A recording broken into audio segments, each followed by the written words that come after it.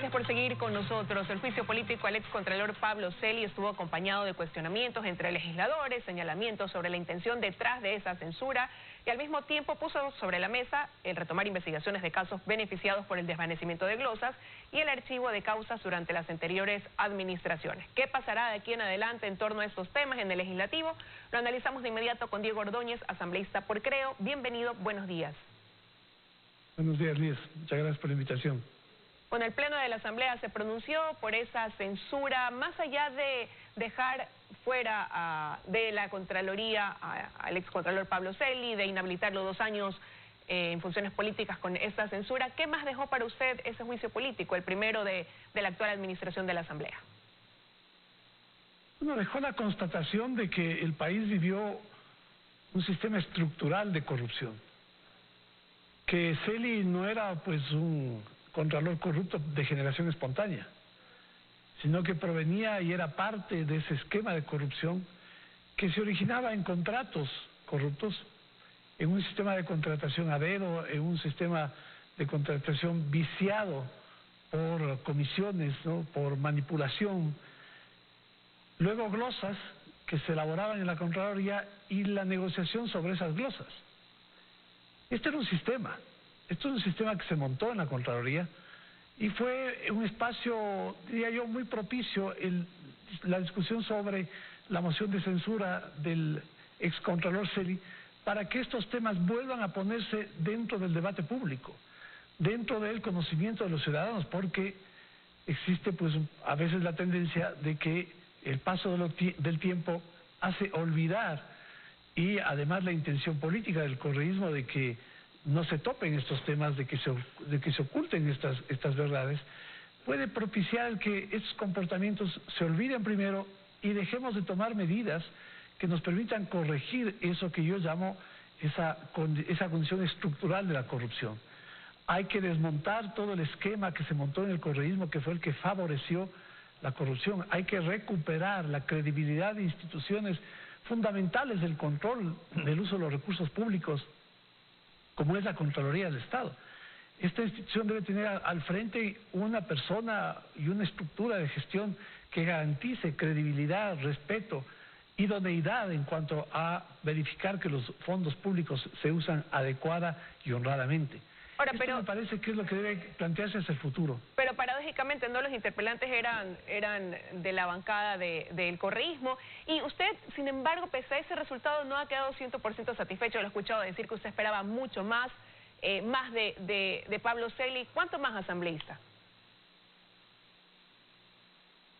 Primero, referirme a lo que usted menciona al inicio, ¿no? Sí, fue una paradoja el que quienes enjuician a Celi son aquellos que hacen apología del gobierno más corrupto de la historia. Y además enjuician a un personaje que fue parte de ese proyecto político, ¿no? Muchos ecuatorianos olvidan que Pablo Celi fue embajador del correísmo en Argentina en el 2011, luego representante en UNASUR en el 2014. No era un desconocido, ¿no?, para el proyecto político del correísmo, y luego en esas condiciones pasa a ser parte del equipo de trabajo de Poli. Ahora, yo presumía, ¿no?, que el excontralor Celi iba a hacer un aporte a la verdad e iba a evidenciar mucha más información de aquella que él tiene conocimiento por su función de contralor. Aquellas glosas, ¿no?, aquellos indicios de responsabilidad penal sobre muchos jerarcas del correísmo, incluso algunos asambleístas. Y creo que eso habría sido bueno, provechoso, ¿no?, porque para el Ecuador, que se ve agobiado, ¿no?, por una percepción tan elevada, y no solamente percepción, sino los hechos, una situación de corrupción tan agobiante en términos de lo que significa la credibilidad que se pueda tener respecto a la gestión política, habría sido bueno que exista que se ventilen estas cosas, que se abran las ventanas, que se levanten las alfombras, que saquemos la basura. Y en ese sentido me parece, yo diría, muy positivo, ¿no?, muy constructivo en ese propósito, el trabajo que hace el presidente de la Comisión de Fiscalización, Fernando Villavicencio, contra quien más bien muchos asambleístas enfilaron su artillería, ¿no?, como que si quien denuncia es el responsable y no aquellos contra quienes se denuncia actos de corrupción. Ahora, y al inicio de esta entrevista usted mencionaba que esa era alguna de las cosas que había dejado este juicio político, ¿no? El poner sobre la mesa casos de corrupción que se vieron beneficiados con este sistema estructural de desvanecimiento de glosas. Durante su exposición, el presidente de la Comisión de Fiscalización, al dar lectura a ese informe, pues mencionó algunos de ellos. Estuvo aquí en este espacio el día de ayer. ¿Y qué viene de ahora en adelante? Una vez que desde esa comisión sí se mencionó aquellos casos que ya volvieron a sonar, ¿cuál sería entonces el siguiente paso? Bueno, esperemos que la justicia primero juzgue y sancione a Celi y a toda la estructura que acompaña en esta denuncia sobre las coimas en el desvanecimiento de glosas de la empresa No Limit. Lo segundo es que yo creo que hay que abordar esto que le decía hace un momento de desmontar esa estructura legal y administrativa que fue la que favoreció la corrupción. Los contratos, en particular este que se juzga en el caso del juicio de Aceli, el de No Limit, solamente era posible por el hecho de que fue un contrato asignado a dedo, bajo la figura de giro específico de negocio, bajo la figura de emergencia vía decreto firmado por el entonces presidente Correa. Bueno, estas condiciones son aquellas que permitieron que se firmen estos contratos, que le ocasionaron un perjuicio inmenso al Ecuador, no solamente económico, sino de deterioro institucional, porque las instituciones, como les decía hace un momento, merecen credibilidad y deben ofrecer credibilidad para que los ciudadanos tengamos la certeza de que pues hay un adecuado control del gasto estatal.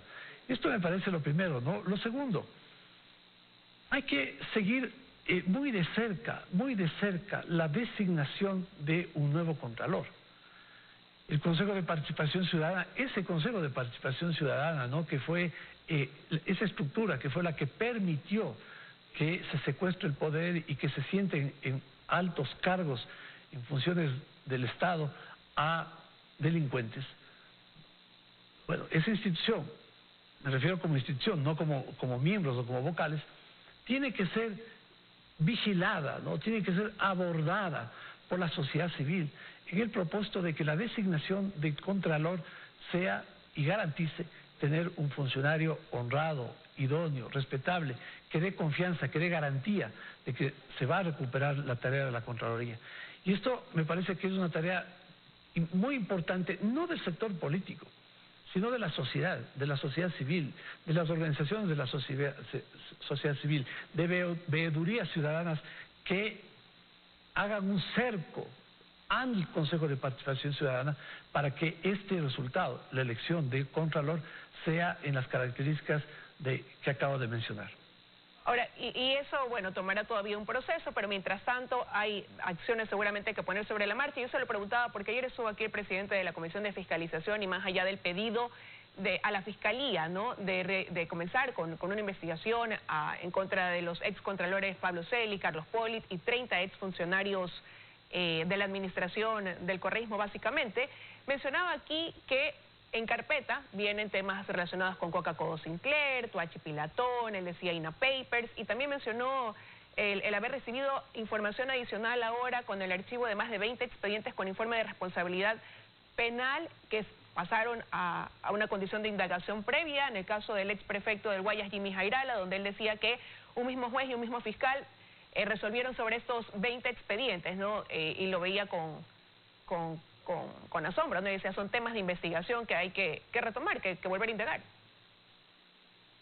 La sociedad ecuatoriana y la sociedad política deberíamos cerrar filas para proteger el trabajo que deba hacer la Comisión de Fiscalización y obviamente la Contraloría y la Fiscalía. Pero digamos que en la parte que corresponde a la tarea de fiscalización en la Asamblea Nacional, ¿no?, hay necesidad de dar ese soporte político. Decía hace un momento, Liz, que me pareció del todo inapropiado, ¿no?, por decirlo de una manera cordial, el que durante este proceso de enjuiciamiento al excontralor Celi, muchos asambleístas, ¿no?, pensaron que el objeto del enjuiciamiento era el presidente de la Comisión de Fiscalización o el trabajo de la Comisión de Fiscalización. Y me parece que eso pues apunta a debilitar el trabajo de investigación, me parece que eso apunta a debilitar la gestión de fiscalización. Y por el contrario, lo que debemos hacer es fortalecer ese trabajo, es brindar todo el soporte político para que esa comisión siga haciendo su trabajo. Y la Asamblea acompañe, la Asamblea, el resto de asambleístas, acompañemos el trabajo de investigación que hace esta comisión de fiscalización y aportemos en la investigación, aportemos en el seguimiento que se hace de las investigaciones. Hay este caso que menciona recientemente el presidente de la Comisión de Fiscalización, que es escandaloso. El ex prefecto Jairala, en el año 2014, tenía 33 informes de Contraloría. ¿Dónde están esos informes de Contraloría? Luego, 21 indagaciones fiscales por peculado, por falsificación de documentos. Y todas archivadas por pedido de un mismo fiscal. Bueno, aquí hay tarea para muchos. Aquí hay tarea para el Consejo de la Judicatura, que tiene que revisar el comportamiento de ese fiscal, que era un fiscal de apellido Ponce, me parece, fiscal del Guayas. Hay una tarea para la Fiscalía, porque la Fiscalía General del Estado tiene que revisar qué fue lo que pasó para que el fiscal desista de 21 casos de indagaciones previas. Porque, ¿qué sucedió durante la época en realidad durante los últimos 14 años? Un ambiente de impunidad, la certeza de aquellos que cometían actos de corrupción, de que se les iba a tapar, de que se les iba a encubrir, de que la Contraloría estaba para encubrir, de que la Fiscalía estaba para encubrir, de que la Comisión de Fiscalización estaba para encubrir, y al final, pues, terminan orondos, ¿no?, sin ninguna responsabilidad, sin haber pagado por sus culpas. Y esto me parece a mí que es pernicioso, porque los ciudadanos empiezan a preguntarse si hay actos de corrupción, si alguien roba y no le pasa nada, entonces de eso se normaliza. Y la normalización de la corrupción es destructiva a la base misma de la sociedad. Por eso es tan importante el que tengamos instituciones que estén trabajando y a las cuales le demos el soporte para que hagan su tarea de la manera en que tienen que hacerla y garanticen que los ecuatorianos tengamos investigación y no haya impunidad a aquellos que tienen que pagar por sus culpas. Eso corresponde, como usted dice, también a esos otros organismos, pero ya en torno al legislativo, y ya con esto voy concluyendo la entrevista asambleísta, ¿qué pasa también ahora casa adentro? No han habido señalamientos, como digo, se ha puesto sobre la mesa el hecho de confrontaciones donde se ha señalado que algunos de los mismos asambleístas pudieran tener que dar explicaciones sobre temas de glosas, eso por un lado. Se ve mayor fragmentación dentro de la Asamblea y vienen temas importantes por resolver. Fue entregada este proyecto de reformas a la Ley de Educación, irá a la reforma presupuestaria, después esta reforma tributaria. ¿Cómo se encamina los acuerdos que quizás han ido quedando desvanecidos después de este tiempo de gestión en la Asamblea, en los 100 primeros días? La pregunta que usted plantea nos pone en un escenario respecto a otros temas, ¿no?, importantes y tan importantes como el combate a la corrupción, que es el que se discutan y se aprueben las leyes que garanticen esas reformas estructurales de las que habló el presidente Lasso y que constan en su plan de gobierno. ¿Y qué propuso el presidente Lasso? Propuso diálogo. Pero es muy importante, para efectos de que el diálogo sea fructífero, el que se tenga en cuenta algunos elementos del carácter que debe tener ese diálogo. El presidente Lasso expresó hace algunos días en una entrevista que el diálogo debe ser un diálogo frontal, tiene que ser un diálogo sobre hechos, sobre realidades, ¿no?, un diálogo sensato, con cifras, con evidencias, no con populismo, no con mentiras, no con consignas. Tiene que ser un diálogo que permita, pues, entendiendo la realidad, asumiendo la realidad, dar respuestas a esa realidad. No con especulaciones ideológicas, no con consignas y peor aún con un sentido populista o clientelar. Este elemento, ¿no?, estas características del diálogo son aquellos que se van a poner a prueba en el debate legislativo. Está ya presentada la ley orgánica, las reformas a la ley orgánica de educación superior. En poco entrará en discusión el presupuesto del Estado. También viene en agenda una propuesta de reformas al régimen tributario, al régimen laboral, y eso va a significar que el sector político entiende y comprenda lo que necesitan los ciudadanos. Los ciudadanos necesitan empleo, necesitan estabilidad, necesitan condiciones para que el Ecuador haya inversión. Veremos. Y esto es aquello a lo que el presidente Lasso se refiere cuando dice tenemos que discutir en un ambiente de sensatez. Veremos cómo se dan esos diálogos. Veremos cómo se logran dar esos diálogos. Quiero agradecerle al asambleísta Ordóñez que nos haya acompañado esta mañana en los desayunos de 24 horas. A usted muchas gracias. Buen día, Liz. Que tenga un buen día. Hasta aquí llegamos con el programa, con esta emisión de los desayunos de 24 horas. Vamos a la pausa, al volver más información con ustedes en los segmentos de la comunidad y también Vicente Albornoz con Economía para Todos. Que tengan un excelente fin de semana.